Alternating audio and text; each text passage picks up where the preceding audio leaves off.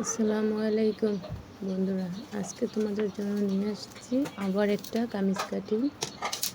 তো প্রথমে আমি দাগটা দিয়ে সোজা করে নিব কাপড়টা। তারপরে আমি দেখো বডিতে মানে কতটুকু আমার লম্বা লাগবে সেই অনুযায়ী আমি লম্বাটা নিয়ে নিতেছি। তারপরে হচ্ছে গিয়ে আমি তোমাদেরকে দেখিয়ে দেব যে আমি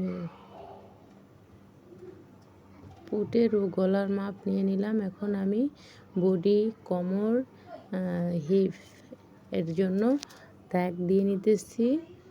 আমি তোমাদেরকে ভালো করে বুঝিয়ে দিতেছি যে আমি কিভাবে দাগটা দিয়ে নিতেছি স্কেলের সাহায্যে। এখন আমি পুটের মাপটা যেহেতু নিয়ে নেব, তো একসাথে আমি গলারটাও নিয়ে নিলাম, আমি আর্মহোল শেপটা করে নিলাম। তো এখন আমি হচ্ছে গিয়ে তোমাদের ফিতার সাহায্যে মাপটা দেখিয়ে দেব যে আমার কতটুকু লাগবে। আমার বডি হচ্ছে 34, আমি 34কে 4 ভাগ করে 1 ভাগ নিয়ে নিতেছি। যার মাপ যত আসবে বন্ধুরা তোমরা তত ঠিক মাপ নিয়ে নেবা। আমার মাঝখানে আসছে তোমার 31.5, আমি সেটাকে 4 ভাগ করে নিয়ে নিতেছি। আমার হিপের আমার ঘেরে যা লাগে বন্ধুরা তোমরা তোমাদের মাপ অনুযায়ী সব দাগগুলো টেনে নিবে। অবশ্যই কেউ ভুল না করে আমার মতন স্কেল দিয়ে দাগটা টেনে নিবে, যাতে তোমাদের কোনো সমস্যা না হয়। যারা নতুন আসো ভিডিওটি একবার দেখলে অবশ্যই তোমরা পারবা। তো দেরি কেন আর। এখন আমি গলার ডিজাইনটা করে নিতেছি। আমি যেহেতু পিছনে গোল গলা হবে, সামনে একটা ডিজাইন গলা হবে, তো আমি আগে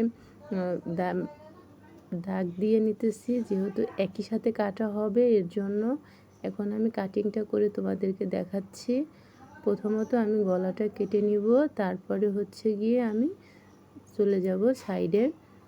দেখো বন্ধুরা, যদি ভালো লাগে অবশ্যই একটা শেয়ার করে দিবে। ভিডিওগুলি দেখার জন্য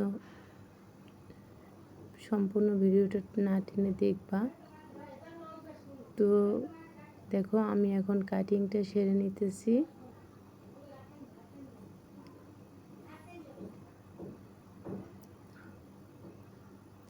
আমার এই যে কাটিং শেষ। এখন আমি একটু কেঁচা দিয়ে নিতেছি মার্কের উপরে, যাতে আমার তো এখন আমার কাটিং শেষ। তারপরে আমি এই যে এখন তালপাটটা কেটে নিতেছি। বন্ধুরা সামনে কিন্তু অবশ্যই তালপাট কাটিং করতে হবে। তালপাট কাটিং না করলে তোমার শেপ কিন্তু সুন্দর আসবে না। তো এখন আমার এই যে দেখো প্রায় আমার কাটিংটা শেষ, আমার জামা কাটিং শেষ। এখন আমি স্লিপটা কাটিং করে তোমাদেরকে দেখাবো। এটা দিয়ে আমি গলা সিলি করব, এর জন্য এই কাপড়টা আমি আর কাটলাম না, রেখে দিলাম। এখন আমি হাতার জন্য কাপড়টা কাটিং করব। তো এখন হচ্ছে গিয়ে আমি সুন্দর করে দাগটা টেনে এখন আমি তোমাদেরকে দেখাবো হাতা।